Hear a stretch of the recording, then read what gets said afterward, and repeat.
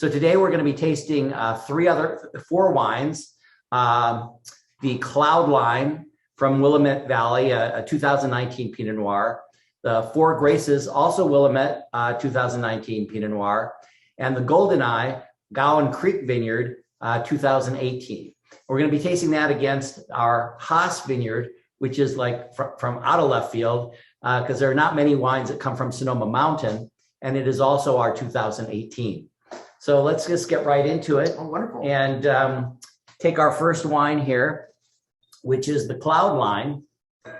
And first, right out of the bat, I should tell you that this is, as I said, 2019. It is 13.5% alcohol. And let's look at the color here.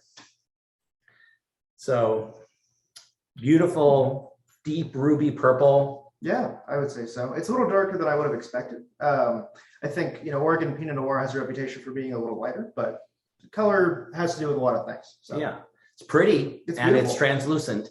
I always start to get a little kind of wigged out when Pinot Noir is opaque. And we've had a couple of them. And so this one is a classic Pinot Noir leaning a little toward the purple. Okay, aroma, the nose of this wine. Well, there's cherries in there, kind of like one of those like Luxardo cherries that those very special cherries you have in a Manhattan. The real deep dark ones, not the neon ones. Yes, not the Maracchinos. But I think they are Maraschino cherries, but they're made by Luxardo. Yeah, they're the original Maraschino. Yeah. No, wonderful cherry notes. I get kind of a licoricey note as well. Mm-hmm. Yeah. Hinting again at that, not candy, but that sweeter aroma. It reminds me of Sambuca even. Oh, yeah. Yeah. And I think when you spin it, you get a little bit of earthiness to it because at the front, the fruit comes forward and that hint of licorice, as you say. Yeah. You spin it, some earth comes out. But don't be put off. I know not everybody likes dirty wines, quote unquote. But this one smells more like damp earth, not a full-on, bloodbath. So yeah. Okay, let's give it a taste.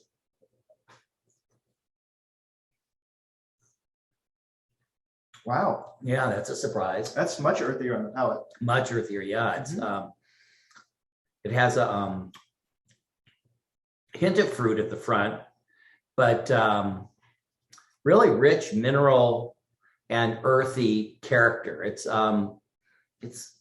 leans to the old world. It's got definitely burgundy tones to it. Yeah, this is what I was led to expect from Oregon Pinot Noir. Again, the color kind of put me off, but definitely the flavors are what I would think was classic Willamette Valley. Yeah, nice full mouthfeel. Not too much, kind of like mid-range. I'd say medium to full. Yeah, if I had one complaint, it would be that I think the acidity is a little sharp. It could be a little better integrated, but that's a pretty minor gripe. And not only that, if you're having it with food, yes. That'll take it right away. And this is definitely a food wine. So this is an incredible bargain. It retails for $18.99. You might find it in a restaurant for $40. And if you were to pair this, what would you say, Harris? I think the earth and the minerals really demands mushrooms. Maybe like a mushroom burger with a chimichurri would be really nice. Oh gosh, that's pretty creative. Just a mushroom risotto would be do well. I had if we're going to get a little creative, I would say I had a big halibut steak last night, and I think this would do well with that as well. Yeah, people don't normally think of red wine with fish, but I think that would be interesting. Okay, well, let's move on to our next one. We are moving on to the Four Graces, also a Willamette Valley 2019 Pinot Noir. This is also 13.5% alcohol. These are brother sister wines. These are same area, same vintage, same alcohol. Is the price point similar? Price point on this is $24.99. The same ballpark. So just a little bit more expensive. This is a little darker in color, this wine. Yeah, it's sort of deep ruby, a little deeper purple. Yeah, there's some opacity, but it's not so much that you can't see your hand through it. No, you can definitely. It's Pinot. And so, what do you think about the aroma?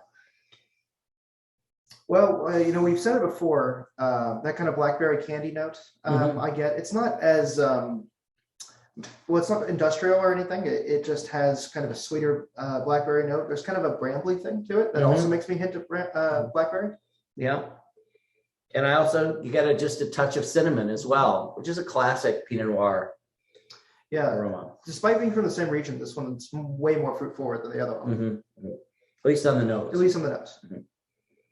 Let's give it a taste.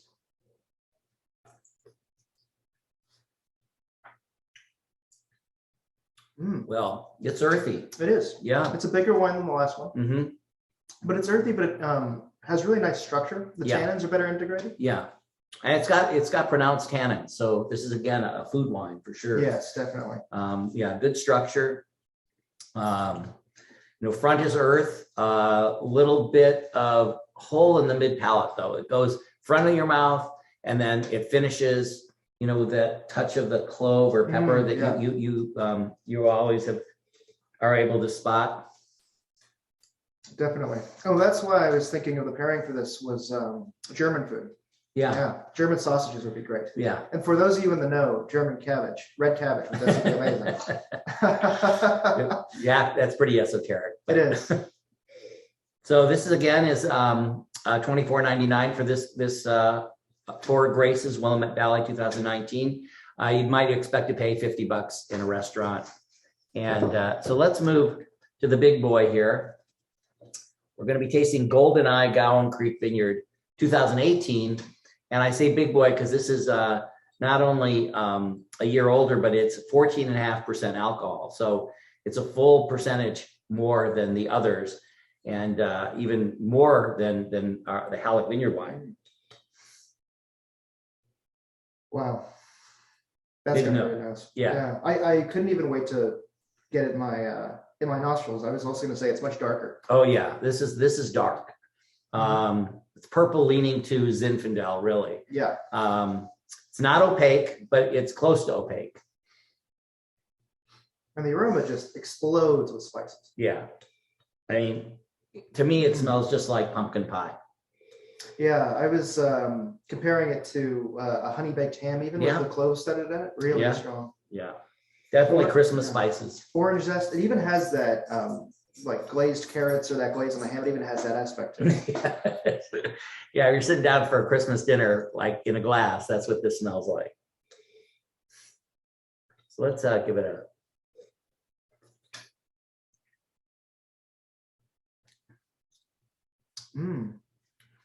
It's delicious. That's delicious. Yeah. The Christmas spices come through. It's not nearly as earthy as the other wines. It's much more fruit forward.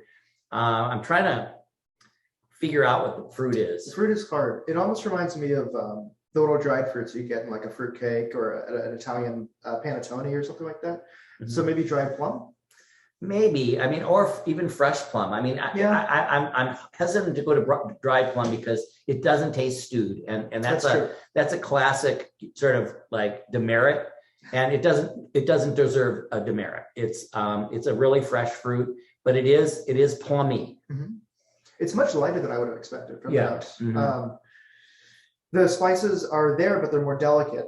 They really hit you on the nose. It reminds me almost of, again, that same Christmas thing. It reminds me of mulled wine in a way. But again, it doesn't have any stewed flavors. It just hints at it. It's delicious. It's great. Yeah, it is. Incredible mouthfeel, great structure. Yeah. No complaints. Silky. But it is $80. So this is that's why I have no complaints. Yeah. So it's 4 times the price of the first wine and over 3 times the price of the second wine. So you'd expect to pay above $150 for this in a restaurant. And pairing? Well, I think that baked ham. That's the one. Yeah, definitely. It screams for baked ham. Well, let's move on to the Halleck Vineyard. So this is the Haas Vineyard. Okay, so it's a single, 2-acre vineyard. This is 2018 vintage. It's from Sonoma Mountain, which is a very unusual spot to be growing Pinot Noir. It's you could almost call it warm climate because it's on the east face of Sonoma Mountain, so it doesn't get all that coastal influence that most of our wines get from Russian River Valley and Sonoma Coast. Mhm. And But if you're not careful, you can bake out the structure of the wine. There's a lot of things that can go wrong with growing Pinot Noir in that kind of climate. Mhm. I mean, Ross and I have only ever had one other Sonoma Mountain Pinot Noir, and it was not our favorite. Shall I say. Well, this is just in comparison, again, this is only 13.1% alcohol, so considerably less than the Goldeneye, and still a big drop even from the Four Graces and the Cloudline. So the color is translucent. It's very, very similar color. It's got a little hint of purple, translucent. You know, it's beautiful. Jewel-like, Yeah. shiny. Yeah. Honestly, all the wines are very similar in color, with the exception of the Goldeneye. Mhm. So the aroma, you know, I'm getting some herbal notes, a little eucalyptus with a touch of, I don't know, root beer. What do you call that? Root beer, sassafras. Sassafras. Sassafras. Yeah. Or it's sarsaparilla, right? That's Sarsaparilla, a different type yeah. of root beer. Yeah. Definitely that. The fruit's kind of hard to identify, but it reminds me of sloe gin. Yeah. Slow berries. Yeah. Yeah. So, you know, kind of dark cherries and sloe berries. Well, sloe gin, because I've never tasted sloe. I don't think you can eat sloe berries. I think they're like. I think you're right. And we talked about the elderberries that I was not supposed to try, but I did anyway last time. Yeah. So. Apparently all the Haas tastes like is the fruits that I'm not supposed to have. Yeah. Let's taste this one. Well, that fills your mouth. Wow. Yeah. I would never. So this is only 13%, right? Yeah. 13.1. Yeah. Wow, that's a full percentage and a half less than the Goldeneye. That's incredible. Because it really fills your mouth with flavor. This is big and rich and silky, unctuous, I would call it. Yeah, this is, of course, we're biased. Delicious. Right. We wouldn't make it if we didn't like it this way. Right. Exactly. Well, this is a unique wine for us. This doesn't taste anything like our Russian River and Sonoma Mountain wines. I mean, Russian River and Sonoma Coast wines. So this wine retails kind of in the middle. It's at $67, a little bit on the higher side, but not as high as the Goldeneye. You might expect to pay, you know, $130 in a restaurant. Mhm. Not many restaurants sell this wine. We sell almost entirely direct to consumer for this wine to our wine club. Well, if you were to buy it in a restaurant, what would you pair it with? This is a classic lamb chop wine. Oh, you know, yes. Rack of lamb, you know, it's just screams for it. So anyway, that's our next four wines, and we look forward to seeing you again on our next round. Yeah. So hopefully you guys enjoy it because we love making them. yeah. Cheers. Cheers.